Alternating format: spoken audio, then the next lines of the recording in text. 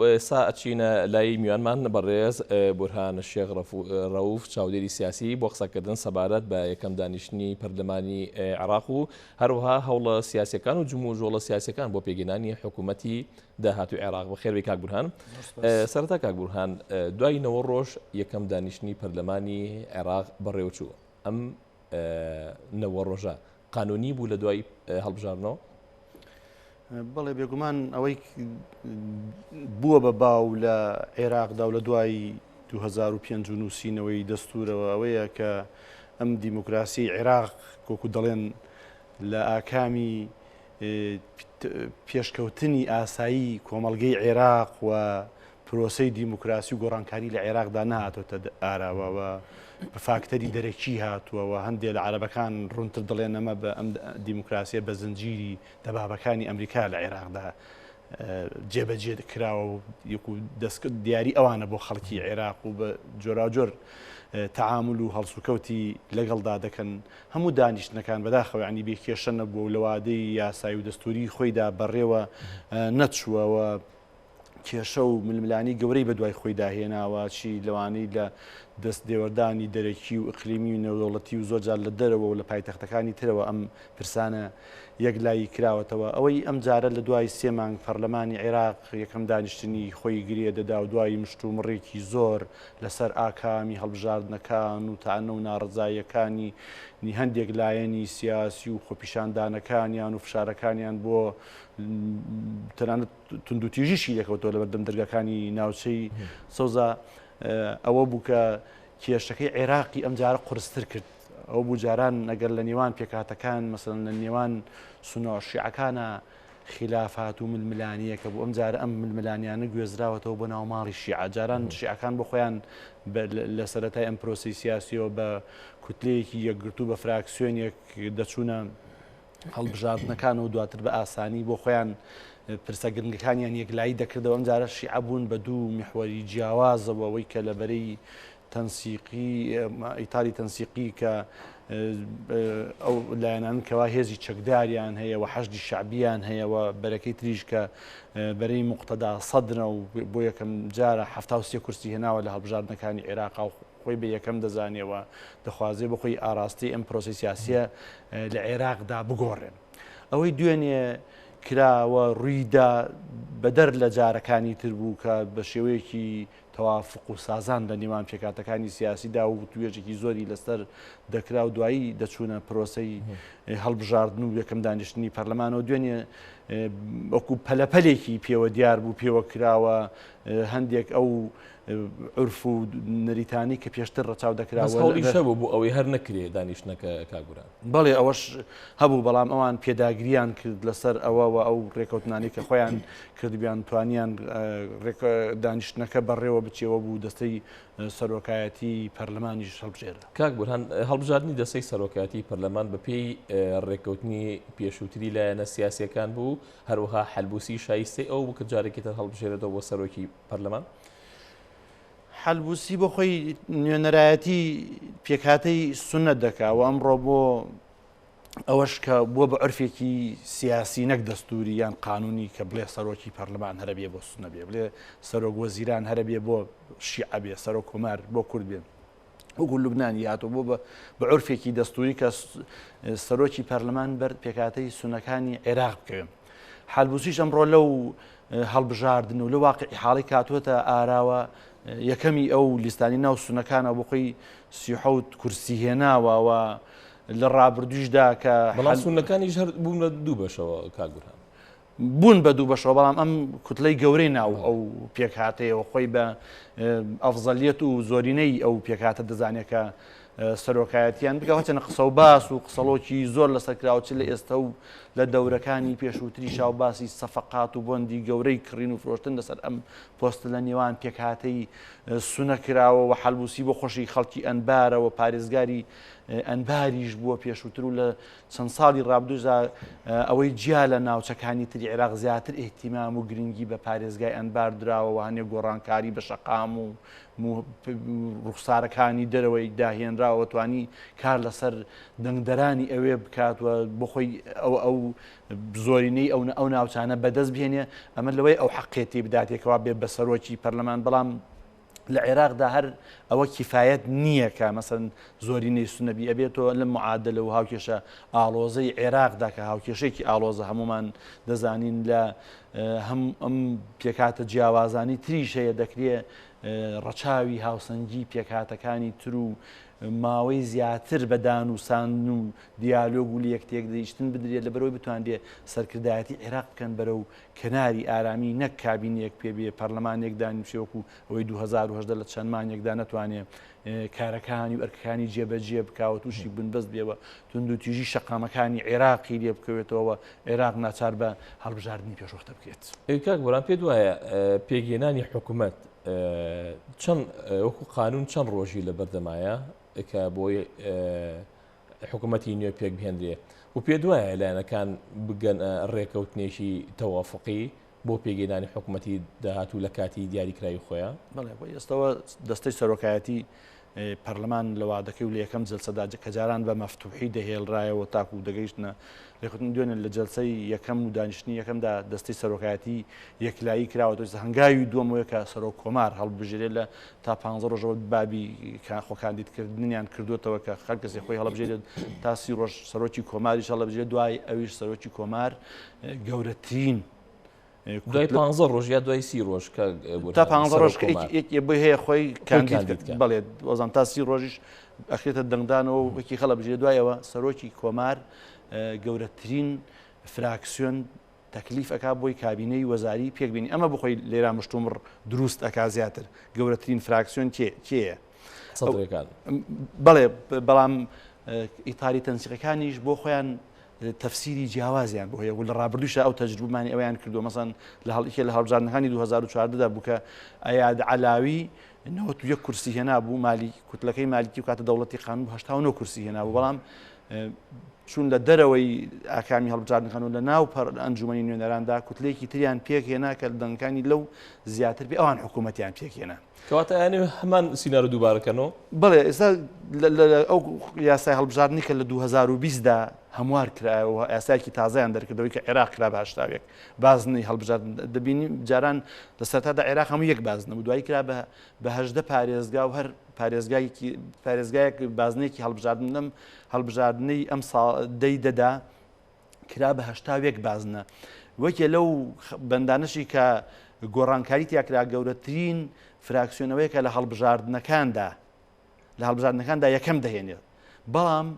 تەنسیقیەکان و ئیتاری هەماهەنگی تا ئێستا ئەوان دوێنێش پێشەوەی سەرۆکی پەرلەمان لیستێکیان پێشکەش کرد کەەوە 88 ئەندام پەرلەمانیانەیە ئەوان خۆیان بە حەقێت دەزان بۆی کابینەی نوێ لە عێراقدا پێن ئەمەش مشتومڕی گەورەی ماوە بەدای خۆیدا بهێنیەوە لە بینی محکەمەی ئیتیحادیداکەوە جارێکی تر شرۆڤۆی بۆ بکە و ئیحالەی ئەوێ بکرێتەوە ینی لەوانەیەمەش کاتێکی تر ئەمە کێشە گەورەکە لەو کاتەوە دەست دەکاکەوە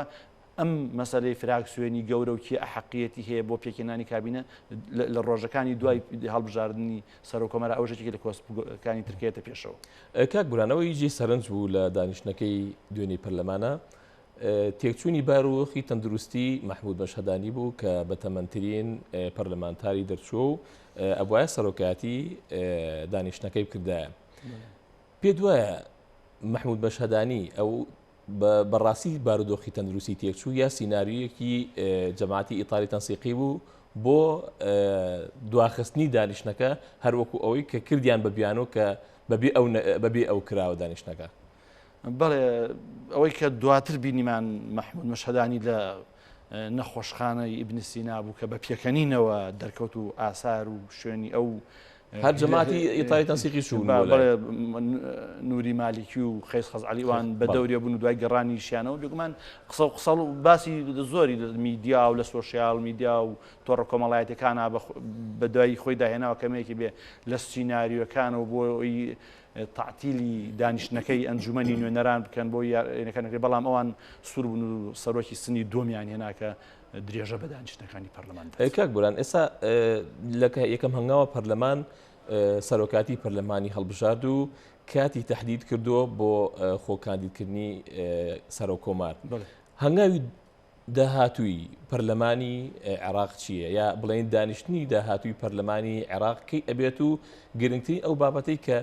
لەو دانیشتنی دووەمە باس ئەکرێت چین؟ دانیشتنی دووەمە بێ یەکلایکردنەوەی پۆستی سەرۆک کۆمار بێ. ئەوش یعنی بەڕێکارە یاسایی و دەستوریەکان بەو شێوە دەڕۆکە سەرۆکی کۆمار هەڵبژێرە کە سەرۆکی کۆمار هەڵبژێرا سەرۆکی کۆماری ینی لەوانەیە قورستر بێ لە دانیشتنەکەدا بێ سێزایدنیەک دەنگی بۆ بدانی سەیەکی پەرلەمان دەنگی بۆ بدا لە خولی یەکەمدا ئەگەر لە خولی یەکەمی دەنگداندا ئەو نسبەی نهێنا سێلەزای دەکەوێت خولی دووەمە ئەو کاتە ئاسانترە بێ ئەو کاتە نیوەی ئامادەبووان زایدنیەک دەتوانن سەرۆک کۆماریش هەڵبژێرن کە ینیەوە دەکەوێتە جلسەی دووەمەوە دوای ئەوە وەکو پێشتر وتم سەرۆک کۆماریش ئەبێ لیستی گەورەی ناو پەرلەمان و ئەنجومەنی نوێنەرانی عێراق تەکلیفکە بۆ پێکهێنانی کابینی وەزاری. کاک بورهان هەتا پێگەێنانی حکوومەتی داهاتوو حکوومەتی ئێستا کاربڕێکرد ئەبێ یان ئیشوکاری وەزارەتەکان ئەوە سێ هەتا ئەو کاتی حکوومەت پێگەێنرێت ئەبێتە حکوومەتی تەصریفی عمال و کاربڕێکەر یعنی ئەوەی کاری ڕۆژانەی هاوڵاتیان بەڕێ بکا بەڵام ناتوانێت مەسەن ئیتیفاقیاتی دەولی بڕیاراتی گرنگ و یەکلاکر و چارەنووساز بەڕێوە بێت. کاک بوران ڕۆژێ پێش کۆبوونەوەکەی دوێنێ ژمارێکی زۆر لە چەکداران لە ناو بەغایە بڵاوبوونەوە هاتوو چوانە کرد بۆ ئەوەی کێشەیە دروستکردن و کۆبوونەوەکە نەکرێ و ئەو سینناریۆی مەشەدانیشمان بینی لە کاتی کۆبوونەوەکە پێ دوایە کۆبوونەوەکەی دوێنێ کێشەی نێوان ماڵی شیعە بەرەو کۆتایی ئەبا یا بەرەو زیادکردنیەکە بە بێگومان کێشە و ململانیەکانی عێراق قوڵتر ئەبێتەوە و ئەمە عێراقە ئەمە عێراقی دوای 2030 و 2005 و عێراقێکە کە فەسائلی حەشدی شعبی تێدایە و میلیشیاتی وەکو خۆیان باسی دەکەن و هەر لە ناو حەشدی شعبیشە 61 فەسیلی جیاوازمان هەیە هەرێکی قیادەی جیاوازی هەیە و وەلاعەتی جیاوازیان هەیە و ئەمانە لە بەغداوە تاکو بەسرە لە هەموو پارێزگاکانی عێراقا نەک لە بەغداوە تا بەسرە لە مووسڵ لە ئەو ناوچانی کە لە داعشیش پاکراون و هەموو ئەوانە بەڕێوەی دەبن لەبەرەوە عێراق نە وڵاتانی ئەسکەندنافیایە و نە هۆڵەندایە و نە ئەڵمانیایە دەنگەکانی هەڵبژاردن و ئەکسەریەتێک بتوانێت بەڕێوەی بە بەڵکو ئەوە دەخوازێکەوە تەنسیق و سازان و هەماهەنگی بە جێوەرێکی تر نەک ئەو تەوافقی کە لە جارانی پێشودا هەبوو ئەوە من هەر بە شێوەیەکی شکست خوارد و وەسفیەکەم بەداخەوە نەیتوانی کێشە ململانیەکانی عێراق چارەسەر بکاوە کۆتایی بەو دۆخە ئاڵۆزە بهێنێ ئەو تەوافقی پێشوو چونکە ئەوە بوو بە تەوافق و توافقی مەصالح لەبین هەندێک حیزب و لایەنی سیاسیدا کە بۆ خۆیان شەریک بووبوونەوە و چاوپۆشیان لەسەر کەم و کورتەکانی یەکتر دەکرد دەیان استجوابی وەزیر و ئەمانە هاتنە پەرلەمانەوە بە بەڕێکەوتنی ژێر بەژێر و ئەو تەبادلی منفعەیە چاوپۆشیان لێکرا ئەگەر بکرێ سازانێک بە میکانیزم و ئالێتێکی نوێوە بتوانێت کۆتایی بە زۆر لەو نەهامەتی و لەو گەندەڵی و لەو پێچە گەورانی کە لە عێراقدا ڕوودە لەو شکستە گەورانی کە لە خزمەت گوزاری لە دابینکردنی ئاسایش و ئارامی عێراقدا لە دەستێوەردانی دەرەکی و ئیقلیمی لە کۆتایی بەوانە بهێنێەوە بە فۆرمێکی تازە و هەموو لایەنەکان بەشدارن دەکرێت بتوانن سەرکردایەتی عێراق لە خۆناغی داهاتوەکەن بەڵام بەم شێوەی ئیستە و بەم ململانی ئەوەی کە جەنابەت ئاماژەت پێدا لە دوێنێ و لە ڕۆژەکانی ڕابردوودا قورسە بێ بۆ حکوومەتێک بەم شێوە لە ململانیەدا لە بوونی ئاوا بارودۆخێکدا کە میلیشیات و هێزی چەکدار هەبێ بتوانن بە ئاسانی کارەکانیان بەڕێکەم بتوانن وەزی عێراق تەرتیب بکەنەوە بتوانن دەستور جێبەجێ بکەن هەموو ئەمانە لە ڕۆژەکان و مانگەکانی داهاتوە دەبینن ئەگەر بەو ئاڕاستەدا بێ باوەڕ ناکرێەوە و پێشبینی ئەوە ناکرێت عێراقدا کابینەیەکی سەرکەوتوو بێەوە لەوانەیە تەمەنی نەگا بە حکوومەتەکەی عادل عەبدولمەجیدیش. بەڵێ بورهان بەڕێستان وەکو چاودێرێکی سیاسی هەڵوێستی کوردەکان لە یەکەم دانیشتنی پەرلەمانە چۆن ئەبینی و هەروەها پێشبینی یەک هەڵوێستی ئەەکەی لە لایەنە کوردەکانەوەکو ئەوی کە هەر یەکە و بەجیا بانگەشەی بۆکە لە دانیشتەکانی داهاتووی پەرلەمان و لە دروستکردنی حکوومەتدا بێگومان لە چەند ڕۆژی ڕابردوودا هەمومان ئاگادارین وەفدی کورد بە هاوبەشی چوونە بەغداوە ئەوەی کە گرنگ بوو لای وەفدی کورد و کە لەسەری ڕێکەوتن کرابووە بوو کە ئەم لایەنی کوردی نەبنە تەرەف لە ململانی ناوماڵی شیعەدا بۆی ئەم ململانی کە لە نێوان ئەواندا هەیە یەکلایی بکرێتەوە و پرشتی کورد بگرێتەوە لە کۆتاییدا و شیعەکانیش ئەو داخوازیان لە کورد هەبوو کە نەبێتە تەرەف لەم ململانی کە لە نێوان ماڵی شیعەدا هاتوۆتە ئارەوەی بینیمان شەوی ڕابردوو بە ئاراستێکی تر بووە دەکری ینی ئەم ململانیە یەکێتی نیشتیمانی کوردستانەوەی کراوە دەرەوەی هۆڵی دەنگدانەکە بوو پابندی بە و وعد و بەڵێنانی بوو کە لەگەڵ هێز و لایەنە شیعەکانە کە بۆ خۆی مێژوویکی درێژی لە هاوپەیمانی هەر لە سەردەمی ئۆپۆزیسیۆن بوون و خەبات لە دژی ڕژێمی دیکتاتۆری پێشوداین گرنگتر بوو بۆ کوردووە بۆ پێکاتەکانی تری عێراقی چۆن ئێمە مراعاتی شیعە دەکەین کە یەک دەنگ بێ و یەک ماڵی بۆ ئەگەر چونکە کێشەکانی ئەوان کەمتر بە کێشەکانی عێراق کەمترە بێ و قازانجە بۆ پێکاتەکانی تریش ئەگەر کورد یەک دەنگ بێ و یەک هەڵوێست بێەوە بە کۆدەنگی لە بەغدا بێ بێگومان لە قازانجی خەڵکی کوردستانیشە دەکرێت پێداگیری زیاتر لەسەر جێبەجێکردنی دەستوری عێراق بکە بە مادەکانی 140ەوە بە ئەو یاسایانی کە پێویستن بۆ دامەزراندنی دام و دەستگای دەوڵەتی فیدرالی لە عێراقدا کە هەمومان دەزانین